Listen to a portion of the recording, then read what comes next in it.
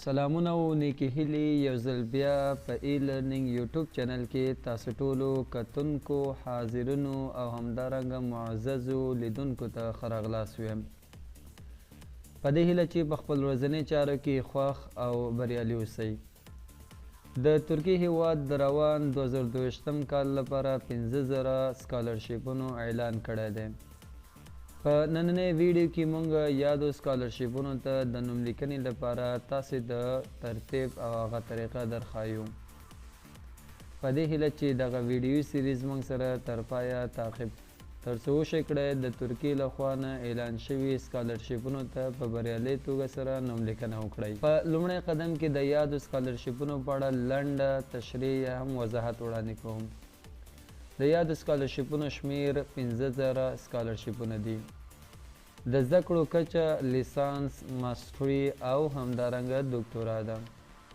د ټافل یا هم آیلټ سند ته اړتیا نه لري د نوم لیکنې وخت د روان کال 2022 کال جنوري میاشتې 10مه نیټه یعنی د نن څخه 10 ورځې مخکې شروع شوی دی او د راتلونکې میاشتې فبروري تر 20مه پورې به یاد نوم لیکنه روان وي د عمر له لحاظه شرایط د لیسانس اپلیکینټ لپاره باید 21 کاله عمر څخه کم وي که چیرته تاسې د ماسټري ته نوم لیکنه کوئ نو ستاسې عمر باید له 10 کلونو څخه ډیر نه اوسي او که چیرته د دکتورا لپاره نوم لیکنه کوئ عمر مو باید له 15 کلونو څخه ډیر نه اوسي د اړتیا وړ اسناد سکن عکس تذکره یا پاسپورت که پاسپورت نه لرئ نو ستونزه نشته تذکره هم کفایت کوي شهادتنامه یا 3 کلنې نمرې خو په انګلیسي ژبه وي او ټاپه شوی وي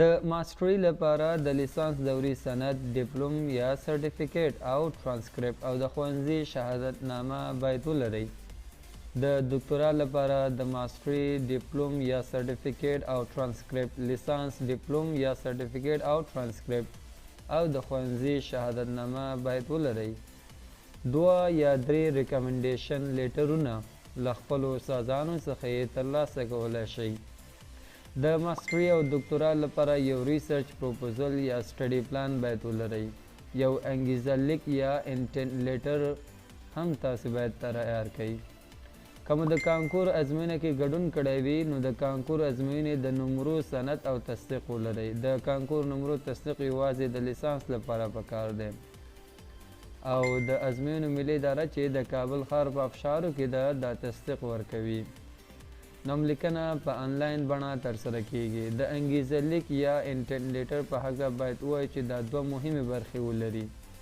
لومړی برخه په دې برخه کې به تاسو خپل علمي او ټولنیز معلومات او معرفت ورته لیکئ تاسو د زده کړو د څانګې په هکله به دلایل وړاندې کړئ چې ولې مو انتخاب کړی ده راتلونکي کې به له دې څخه څه ډول ګټه اخلئ او زده کړو لپاره مو ولې ترکیه ټاکلی ده شخصي معلومات د زده کړو معلومات د څانګې معلومات او د انتخاب دلیل به دلته واضح کوئ دویمه برخه په دې برخه کې تاسو د خپل مشخصو مضامینو په برخه کې معلومات وړاندې کوئ یا داسې څه وړاندې کوئ چې د ارزیابۍ کمیټې قانع شي چې په دې څانګې ته ستاسو انتخاب مناسب دی لاسته راوړنې مو به هم دلته تشریح کوئ د ای لرنینګ پښتو یوټیوب چینل تاسو ته په حضوري ډول او هم د ټولنیزو رسنیو او واتساپ له لارې ستاسو په خدمت کې دی تر څو درسره په نوم لیکنه کې مرسته وکړي که چیرته تاسې یادو سکالرشیپونو ته نوم لیکنه کوئ نو د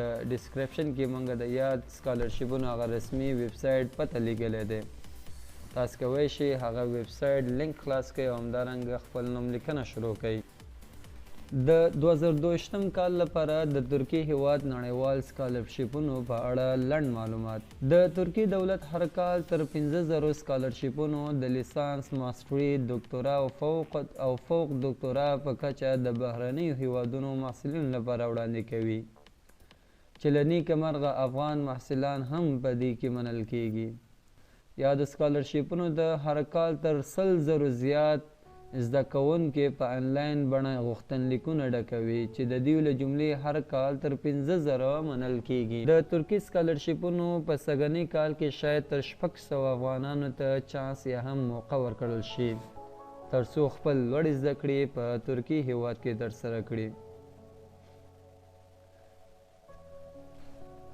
د 2022م کال د لیسانس، ماسټري او ډاکټرا په سویه د ترکي تحصیلي بورسونو لپاره د نوملیکنې بهیر د تیرو کلونو په څیر د جنوري په 10مه نیټه پیل او د فبروري میاشتې تر 20مې نیټې پورې به دوام وکړي.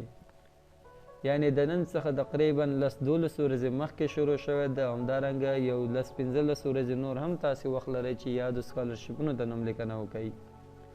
په نوملیکنه کې پوره دقت وکړئ. دقیقه نوملیکنه ستاسې د بریالیتوب ضمانت کوي. لومړی ځان د هر سکالرشیپ اړوند ټولو مسایلو پوه کړئ، اسناد برابر کړئ، بیا نوملیکنه وکړئ. که پوښتنه لرئ له یو مجرب کس څخه یې وپوښتئ. د ترکي بورسونه یا هم سکالرشیپونه په نړۍ کې یوازیني تحصیلي بورسونه دي چې د هر ډول ازموینې پرته ورکول کیږي. هغه زده کوونکي چې د بورسونو په ابتدایي شرایطو برابر وي یوازې د نوملیکنې د آنلاین فورمې په ډکولو سره د دې چانس لري چې په ترکیه کې لوړې زده کړې وکړي. د ترکي بورسونو ته د نوماندو کسانو د ټاکل کېدو پروسه ډیره شفافه ده. د ټولو غوښتونکو د نوملیکنې فورمې او اسناد په انقره کې د ځانګړي مسلکي ټیم لخوا ارزیابي کیږي. مرکه یا انټرویو هم د همدې ټیم لخوا ترسره کیږي. له دې امله د درغلیو ترسره کولو او واسطې احتمال پکې نشته. د بورسونو ګټونکي د دوی د اسنادو ترڅنګ د نوملیکنې په فورم کې ورکړل شویو معلوماتو له مخې آزاد رقابت له لارې ټاکل کیږي. په دې لړ کې نږدې 100,000 کسان رقابت کوي. له دې امله د نوملیکنې په آنلاین فورم کې د زده کوونکو لخوا لیکل شوې هره جمله ډیره مهمه ده. حتی یوه جمله کېدای شي ستاسې د بریالیتوب یا پاتې کېدو لامل شي. د ترکي سکالرشیپونو ټول امکانات وړیا دي. د دې ترڅنګ لاندې خدمات هم په وړیا توګه وړاندې کیږي. لومړی، محصلینو ته میاشتنی معاش. دوهم، هستوګنه. دریم، د پوهنتون فیس. څلورم، وړیا روغتیایي خدمات. پنځم، د ترکي ژبې زده کړه.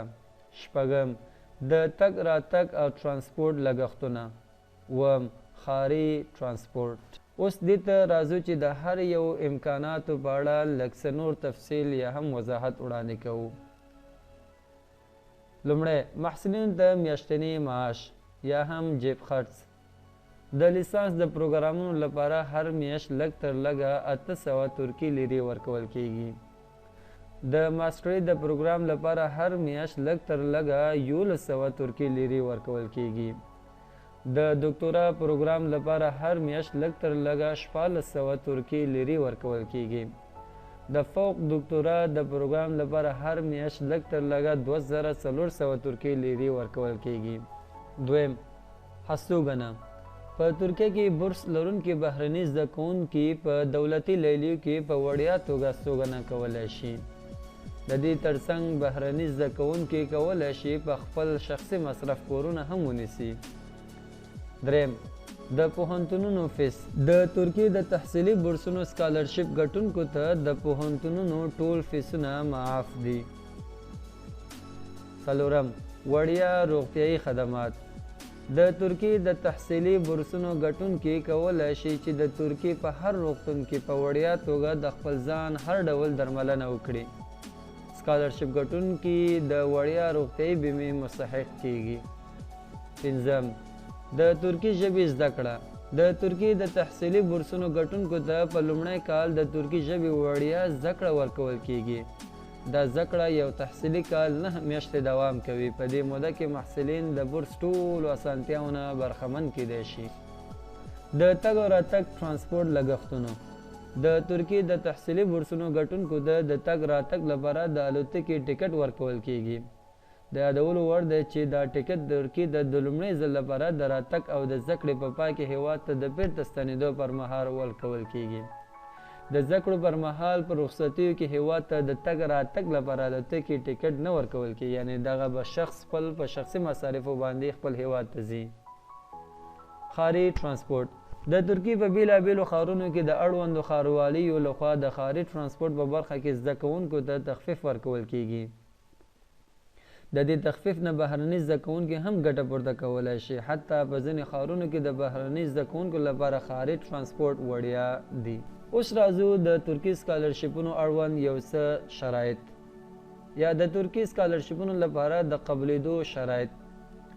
لومړی عمر او د نمرو سلنه یا فیصدي. د لیسانس د پروګرام لپاره د نوملیکنې پر مهال د نومان عمر باید تر 21 کلونو پورته نه وي. سربیره پر دې د لیسې د دورې د 3 کلونو نمرو اوسط یې لږ تر لږه تر 70 سلنې لوړ وي. د ماسټرۍ د پروګرامونو لپاره د نومان عمر باید تر 30 کلونو پورته نه وي او د لیسانس دورې فیصدي یې باید 15 یا ترې لوړ وي. د ډاکټرا د پروګرامونو لپاره د نوملیکنې پر مهال د نومان عمر باید تر 15 کلونو پورته نه وي او د ماسټرۍ دورې فیصدي یې باید 15 یا ترې لوړ وي. د طب برخې نوماندانو فیصدي باید 90 یا هم تر هغې هم لوړ وي. دویم، صحي حالت. نومان باید داسې روغتیایي ستونزې ونه لري چې د نومان د تحصیل مانع وګرځي. دریم، د تحصیل ژبه. د ترکیې د تحصیلي بورسونو رسمي اکاډمیک ژبه ترکي ده. د نوملیکنې پر مهال اړینه نه ده چې په ترکي ژبه پوه شئ. د بریالیتوب په صورت کې تاسو ته د 1 کال لپاره د ترکي ژبې زده کړې امکانات برابریږي. په ترکیه کې هغه پوهنتونونه چې رسمي ژبه انګلیسي یا بله ژبه وي د پورتنیو اسنادو سربیره د ټوفل یا آیلټس په څیر د نړیوالو ازموینو نمرې هم غواړي. په دې اړه مکمل جزئیات د اړوند پوهنتون له ویب پاڼې څخه ترلاسه کولی شئ. یو ځل بیا هم د ترکیې د سکالرشپونو اړوند لنډ معلومات. د نوملیکنې شروع یا هم آغاز د جنوري په 10 کال کې شروع شوی دی او د نوملیکنې یا هم د ثبت نام هغه وروستۍ نیټه به د فبروري 2022 کال وي. د فبروري 20 څخه وروسته تر می میاشتې پورې به دا د ارزیابۍ پروسه یا هم دوران دی. همدارنګه د مارچ میاشتې نه نیولې تر جون میاشتې پورې به تاسو ته هغه مرکې یا هم انټرویو ته به غوښتل کیږي او د همدې کال په جولای میاشت کې به د ترکیې بورسونو هغه ګټونکي اعلانېږي.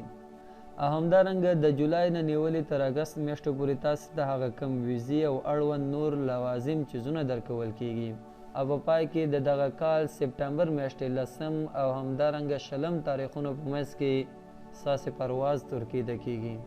د نوملیکنې او بریالیتوب مرحلې. د 2022 کال د لیسانس، ماسټري او ډاکټرا په سویه د ترکیې د تحصیلي بورسونو لپاره د نوملیکنې بهیر د جنوري په 10 نیټه او د فبروري میاشتې تر 20 نیټې پورې به دوام وکړي. نوملیکنه یوازې په آنلاین بڼه د انټرنیټ له لارې د ترکي سکالرشپونو رسمي ویب پاڼې له لارې ترسره کیدلی شي. د نوملیکنې لپاره د کمپیوټر څخه کار واخلئ. د موبایل څخه کار مه اخلئ. نوملیکنه په خپله تاسې وکړئ. د نوملیکنې پر وخت په بل چا اعتماد دومره مه کوئ. نوملیکنې هغه رسمي ویب سایټ اډرس به موږ په ډسکرپشن کې ورکړی اوسي. د بریالیتوب مرحله د ترکیې تحصیلي بورسونو ته د نوماندو زده کوونکو د بریالیتوب مورثه 2 مهم پړاوونه لري. لومړی د نوملیکنې د شرایطو پر ځای کولو او د نومان د اسنادو ارزونې پړاو. دویم د مصاحبې یا هم انټرویو د ترسره کولو پړاو. د نوملیکنې د شرایطو پر ځای کولو او د نومان د اسنادو ارزونې پړاو. کله چې د نوملیکنې پروسه بشپړه شي تقریبا د 3-4 میاشتو په موده کې د نوماندانو د ارزونې ټوله پروسه په ترکیه کې د یو خپلواکې ادارې لخوا عملي کیږي. د یادولو وړ ده چې بورسونه ته د بریالیتوب په موخه په افغانستان کې د ماسټرۍ او ډاکټرا نوماندانو څخه هیڅ ډول ازموینه نه اخیستل کیږي، خو د لیسانس نوماندانو څخه تیر کال د کانکور په شکل ازموینه په افغانستان کې د ترکي سفارت او د ترکي سکالرشپونو کمیټو د غړو لخوا واخیستل شوه. په ارزونه کې بریالي یا انتخاب شوي نوماندانو د شخصي ایمیل له لارې په هر هیواد کې د ترکي سفارت او قونسلګریو ته د انټرویو لپاره بلل کیږي. انټرویو ته تشویش مه کوئ. انټرویو له تاسې سره ستاسې په خپله ژبه ترسره کیږي. عمومي پوښتنې به پکې وي او ستاسې لخوا د آنلاین نوملیکنې پر مهال ټول اپلوډ شوي اسناد به اصلي بڼه غوښتل کیږي.